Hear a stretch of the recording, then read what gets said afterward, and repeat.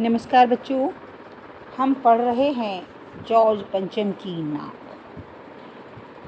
आप लोग जानते ही हैं कि प्रस्तुत कहानी में भारतीय सरकार की मानसिकता व्यक्त की गई है कि भारत के आज़ाद हो जाने के बाद भी अंग्रेज़ों के भारत से चले जाने के बाद भी वही मानसिकता परतंत्रता की हमारे दिमाग और दिल में इतनी बैठी हुई है कि हम जॉर्ज पंचम की टूटी नाक लगाने के लिए, अपनी नाक कटाने के लिए तैयार हो जाते हैं। और इसमें अब तक हमने पढ़ा कि जब रानी एलिजाबेथ के आने का समाचार भारत में आता है कि रानी एलिजाबेथ 3 देशों के दौरे पर हैं। रानी एलिजाबेथ 3 देशों के दौरे पर हैं, तो उनके आगमन की चर्चा रोज़ लंदन की अखबारों में हो रही थी और वहाँ पर जो तैयारियाँ चल रही थी उनकी खनक हमारे यहाँ के अखबारों में भी दिखाई दे रही थी। ठीक है। इसके अलावा दूसरा पॉइंट जो हमने अभी तक जाना है वो है कि जॉर्ज पंचम की नाक हमारे लिए मुसीबत कैसे बनी थी कि इंडिया गेट के सामने वाली जब वो जॉर्ज पंचम की नाक की लाट से अचानक उसकी नाक गायब हो गई, तो जो हमारे सरकारी कर्मचारी थे वो सभी परेशान हो गए और उन्होंने उस मूर्ति की नाक को ढूंढने के लिए जी तोड़ कोशिश की। उसके लिए मूर्तिकार को उन्होंने पूरे देश में घुमाया। उसके दिए गए जो उपाय थे, सलाह थी, उनको माना। उसके लिए चाहे उन अधिकारियों को कुछ भी करना पड़ा हो, और अगर थोड़ा सा भी अच्छा किया तो वह अखबारों में छप गया, जैसे कि सभापति का वह छोटा सा भाषण जिसमें उसने कहा था कि ऐसी क्या चीज़ है जो हिंदुस्तान में नहीं मिलती। हर चीज़ देश के गर्भ में छिपी है, ज़रूरत केवल खोज करने की है। इसके पश्चात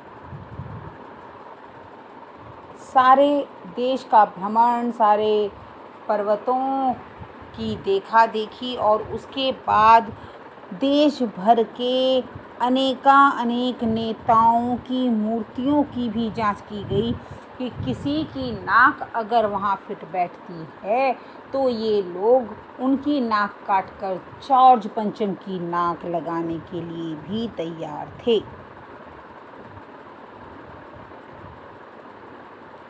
आप समझ सकते हैं कि कितनी बड़ी बात अपने आप में, कितना बड़ा रहस्य अपने आप में ये कहानी समेटे हुए है, और हमें इसी के बारे में पूर्ण जानकारी आज लेनी है। तो आइए आगे बढ़ते हैं और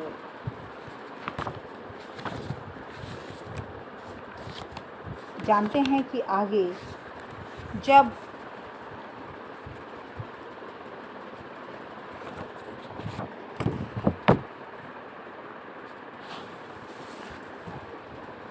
मूर्तिकार देश के दौरे पर निकला और अलग अलग क्षेत्रों में जाकर उसने नाक को ढूंढा, हमारे देश के क्रांतिकारियों और हमारे देश के अनेकों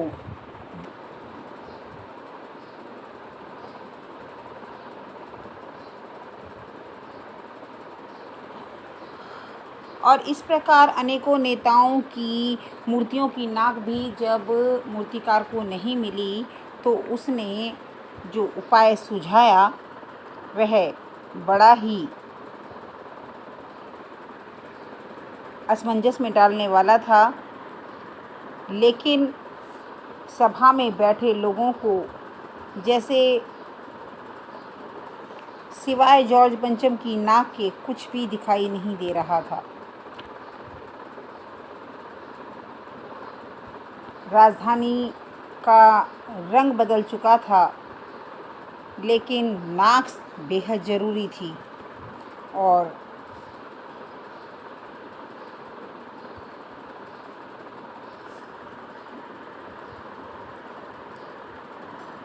मूर्तिकार के अनुसार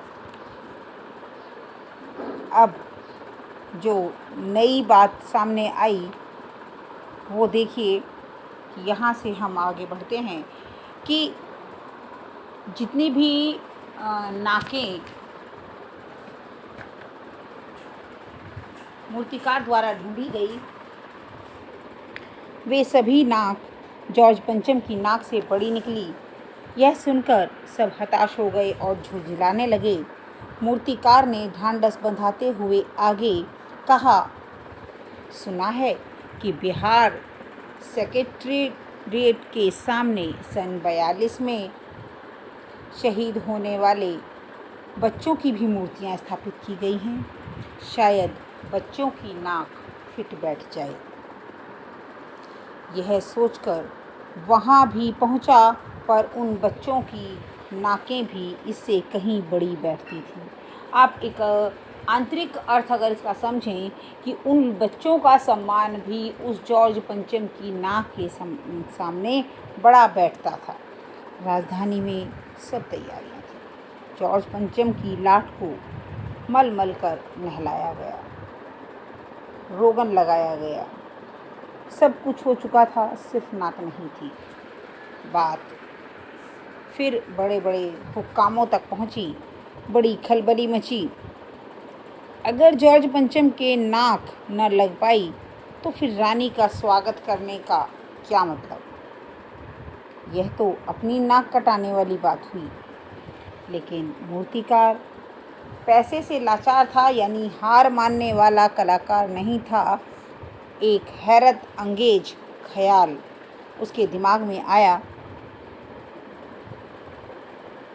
जिसकी मैं अभी आपको बात कर रही थी कि एक हैरत अंगेज ख्याल उसके दिमाग में आया। और कौन था, उसने अपनी पहली शर्त दोहराई। पहली शर्त क्या थी कि यह बात अखबारों तक ना पहुँचे। जिस कमरे में कमेटी बैठी हुई थी उसके दरवाजे फिर से बंद हुए। मूर्तिकार ने अपनी नई योजना पेश की।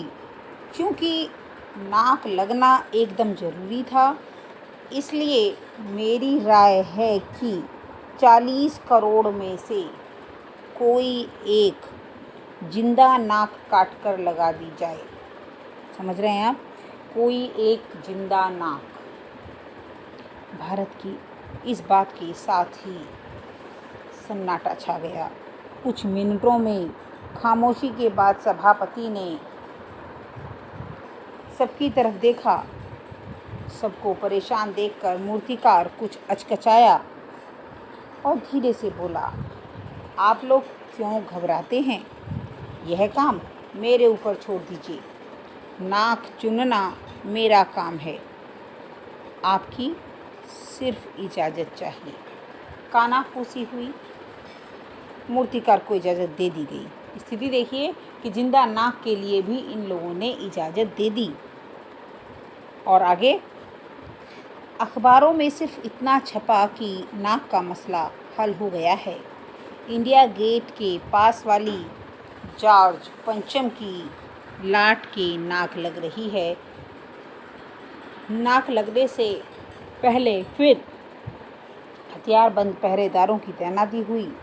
मूर्ति के आसपास का तालाब सुखाकर साफ किया गया। उसकी रबाब निकाली गई।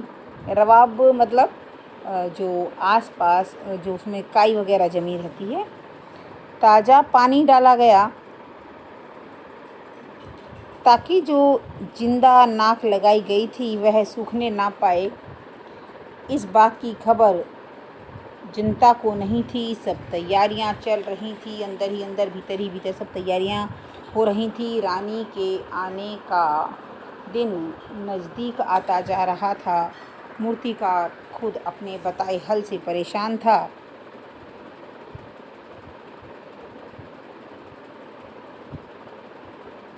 लेकिन एक ख़ास दिन हर हालत में नाक लग जानी चाहिए और वह दिन आया।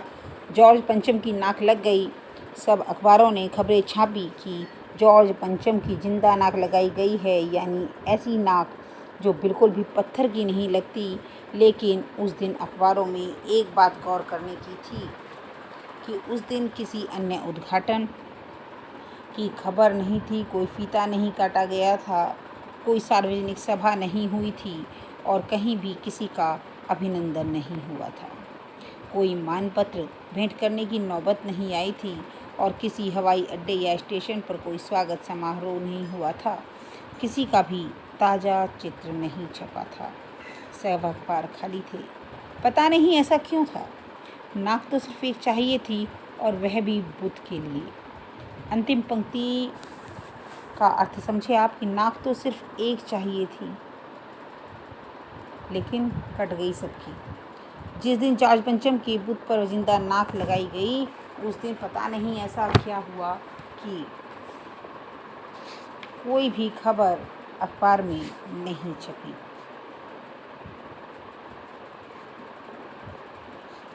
आज के लिए इतना ही। धन्यवाद।